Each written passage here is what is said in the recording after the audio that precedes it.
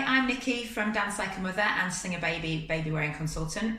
So I'm going to go through with you today how to use the kinds of carriers that we don't usually recommend for class. So we do realise that not everybody has got certain types of carriers, and we want to make this as accessible for everybody as possible. The first thing I would say is it's really important to think about the right time to try and fit the carrier on and practice with it, and we would definitely recommend practicing with it before attending one of our classes. The calmer you are and the more used to it you are, and the more used to it baby is, the more relaxed the class will be for you and the more you'll be able to enjoy it. So the reasons that babies sometimes fuss when you put them in the carrier can often be if you're feeling quite anxious and they're feeding off of that, if you're rushing, if you're unsure about what you're doing, if maybe they're hungry or tired, or so just try and find a good time to fit them in the carrier. Also, put the carrier on yourself first and just see how it fits your body, get it in the right position before putting baby, and just take time to do that. And take time with baby as well, don't rush them into it. So we're going to do a narrow base carrier today, and I'm going to help you do a couple of hacks which will help you get into an M-shaped position, so knees higher than bum, and also talk about neck support as well. And they're the two things that really mean that we can't use narrow base carriers in our classes. So the weight is on the baby's hips and groin. Now, you will have had your 8-week check or 12-week check with your baby, and they should have checked baby's hips then. If baby has got hip dysplasia, then we do recommend not using a narrow base carrier for them, as this can cause more problems with that.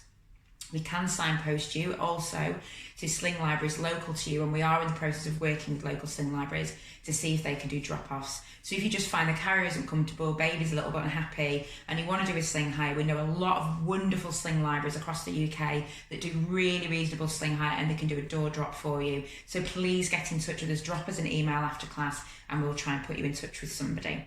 So the narrow base carrier, the reason that we want to get into that M-shaped position is because if the legs are dangling down, the weight is on the hips and the groin. Also, there's a chance that as you're dancing, if you've got a long baby or you're quite petite, you can bang baby's legs with your legs as well. And also it just means they're sat more on the bottom. So when the legs are dangling down, what tends to happen is if the legs are down, the head goes back and they're not supported. If their knees are up, they naturally go into a curved position. Do you like my position? I could do a little squat for you if you want. Okay, so anyway, carrier. So the brand of carrier that I'm going to show you now is a Chico. So I've already had a little play with it and kind of adjusted it the best I can. I've made it a bit looser to show you how to tighten. But the cross strap at the back here, you'll see, that needs to be about where your bra strap is, so quite low, and it'll stop it riding up. What happens a lot of the time is people have it too high and then literally all the weight is on here and baby's quite low. So we want to get baby as high as possible and as tight as possible. They are the two main things for safety for us, okay?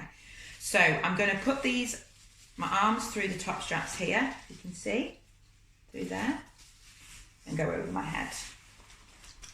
Oh, the lighting's changed, moody. And then I'm going to tighten it. Now, you'll notice with this carrier, it doesn't go very tight. That's as tight as it goes on me. And obviously it's all about body shape, and this is a thing with carriers. So if I was to wear this, if you find it's really loose like it is on me, you're probably going to put a jumper on. You're going to get a bit sweaty, but you'll be nice and safe. So just try and get that as tight as you can. But that's literally as tight as I can get it, is there. Okay, so the next thing we're going to do is we're going to clip one of the sides in,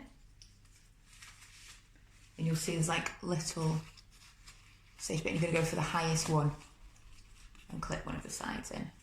Okay, like this, and then we're going to take hold of baby. So really don't rush this time, just kind of get them up nice and high.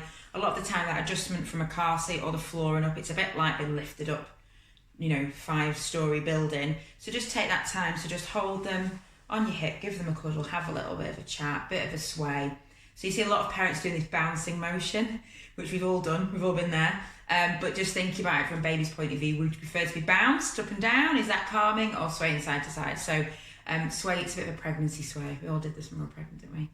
Unless there's a dad watching. I don't know, maybe you did, maybe you joined in. Either way. So we're going to put baby into the carrier.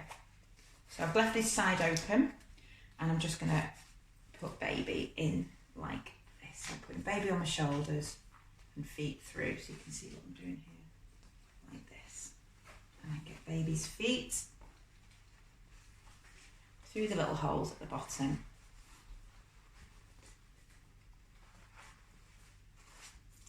Like this. This is a fake baby, it's much easier with a real one, she says. And baby's hand's coming through there. And I'm just sitting baby in there, like that. Okay. So really, baby is quite low at the moment. So I would try and get the carrier higher, and another way you can do that is probably pulling this bit down a little bit here. And if you were to put a jumper on and make this tighter, that would make baby a bit higher in there. Okay. So the next thing that I'm going to do is I'm just going to sway baby, make sure baby's okay, and I'm going to check that baby's breathing. So I'm just going to check that I can see baby's face, the head's to the side. Obviously this is quite a small baby, so baby's head's to the side, and I can check by just glancing down that baby is okay.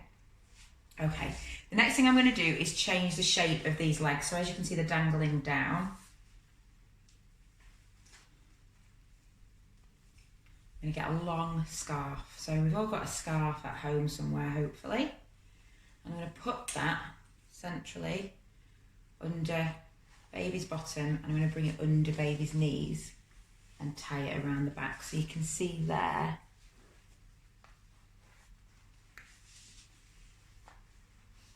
it's in the pit of baby's knees, and I've created a space so baby, do that nice and tight, do it in a double bow if you can, like this. And you can always just take this up a little bit as well, just to create a bit of an extra seat. And that feels a lot tighter now as well. So I've got baby's knees higher than bum, nice and central and nice and high. So with the neck support, what I would say is you've got a couple of options. You can fold this over, which is what I would recommend, and then clip these in. And then that way you can see baby all the time. That's the other thing with these kind of carriers sometimes, is the neck bit just goes quite high over their head, so you can't always check on them, you can't see them, and there isn't a lot of neck support. I'll just clip that in there. So it's now on the nape of baby's neck. Can you see there? It's on the nape of baby's neck, and I've made everything as tight as I can do. Sometimes you get like a buckle or Velcro here. So again, just make sure that is as tight as you can get it. So it wants to be tight enough that if you give baby a cuddle, they don't move, they're nice and close by you, but also that baby can breathe, which is really important. That now feels so much snugger and so much tighter than it was before.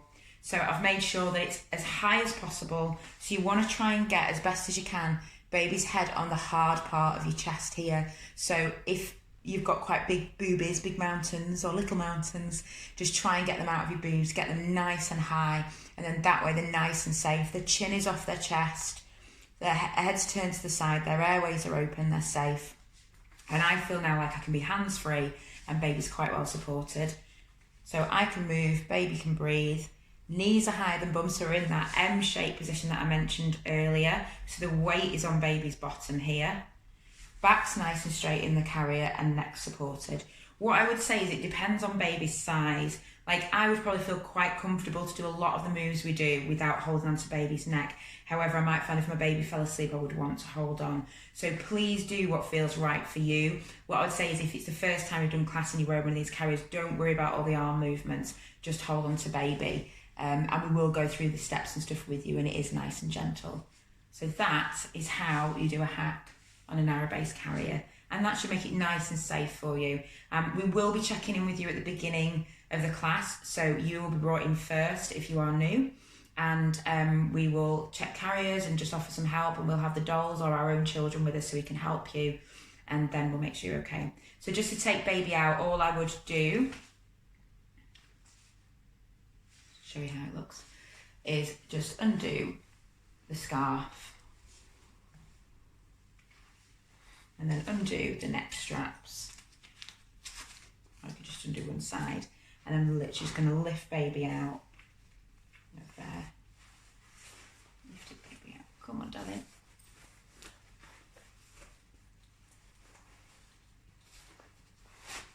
There you and then you can just unclip yourself from either side and take off from there.